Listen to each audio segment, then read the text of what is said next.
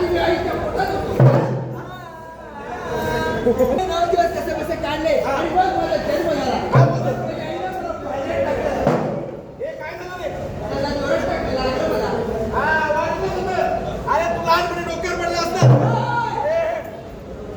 काय काय आहे हे काय? अरे तुला माहिती का आपलं नवी मुंबईमध्ये काय चाललंय? अरे नवी मुंबईमध्ये निवडणुकीचे वारे वाहत आहेत. निवडणुकीचे वारे वाहत हा. अरे येड्या. तुझा काय संबंध पण? अरे आपल्या राज्यामध्ये आपल्या देशामध्ये लोकशाही आहे. तुझं काय काम आहे इथं? अरे बाबा मी राजा जरी असलो ना तर मी फक्त नावाला राजा आहे. नावाला आहे ना? आपली प्रजाच राजा आहे.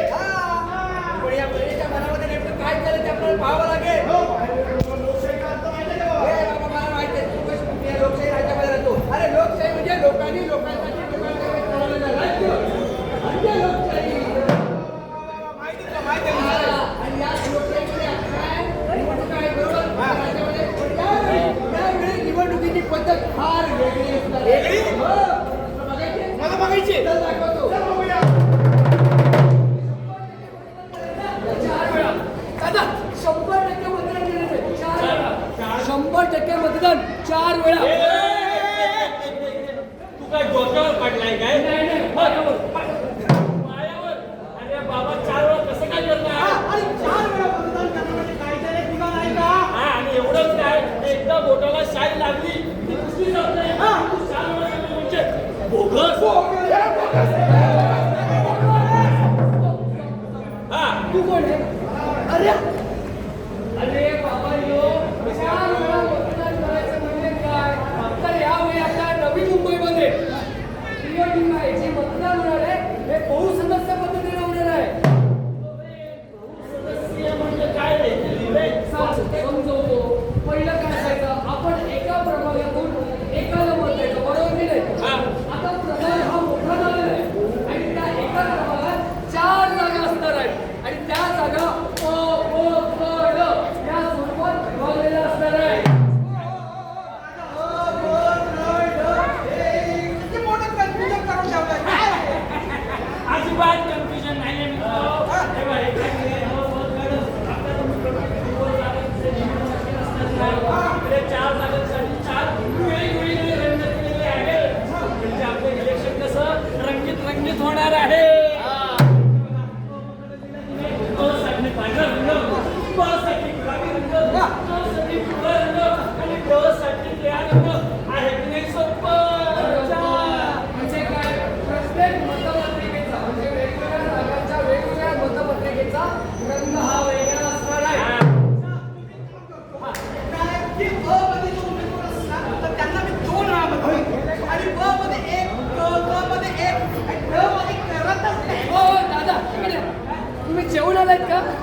तुम्हाला मार दिला पाहिजे. अहो असं करून चालणार नाही. आपल्याला प्रत्येक जागेमध्ये एकदाच मतदान करायचं आहे. आता अ मध्ये आपण सदस्यासमोरचं बटन दाबलं की लाल रंगाची लाईट पेटणार. मग ब मध्ये सदस्याचं बटन दाबलं की तिकडे लाल रंगाची लाईट पेटणार. सेम प्रक्रिया ब आणि ड साठी करायची. आणि आपल्या 4ही ठिकाणी झालं की बीप वाजणार. बीप वाजलं की समजायचं आपल्या मतदानाची प्रक्रिया ही पूर्ण झालेली आहे. आपल्या नवी मुंबईमध्ये टोटल 1 पासून ते 28 प्रभाग आहेत. तर सगळ्या प्रभागामध्ये टोटल 111 सदस्य आहेत. 1 ते 27 प्रभागामध्ये 4 जागा असतात. म्हणजे अ ब क ड 28 प्रभाग आहे त्यामध्ये 3 जागा असणार आहेत. अ ब क कळलं? दादा, एक प्रश्न आहे छोटासा सिंपल. मला एक सांगा की ते मला ह्याच्यात आवडलं नाही, पटलं नाही, तर काय करायचं मला? नोटा. खोटा, हा. अरे नोटामध्ये कसं नाही. मग? म्हणजे यापैकी कोणी नसेल तर आपण नोटाचं बटन दाबू शकतो. नोटाच्या बटनावर बटन दाबा. पण आपल्या मतदानाचा हक्क वाया घालवू नका. कारण भारताच्या संविधानाने आपल्याला एक भरपूर हक्क दिले तो म्हणजे मतदानाचा आणि तोच बजावून आपण आपल्या विकासाचा विकास करू शकतो. या उमेदवार निवडताना या समाजवादी पक्ष या भारताच्या गोष्टींचं लक्षात न घेता आपल्याला त्याच्या कर्तृत्वावरती निवडून आणायचं आहे. अगदी बरोबर. म्हणजे काय आहे? सुट्टी असते. ती काय सुट्टी आपल्याला फिरण्यासाठी किंवा मौज मस्तीसाठी दिलेली नसते. तर मतदानाचा हक्क बजावण्यासाठीची सुट्टी असते. तर आता 5 वर्ष डोक्यावर हात मारायचा नाहीये. 5 मिनिटं विचार करायचा आहे आणि मोठे उमेदवार निवडून आणायचं आहे. कुठल्याच आमिषाला बळी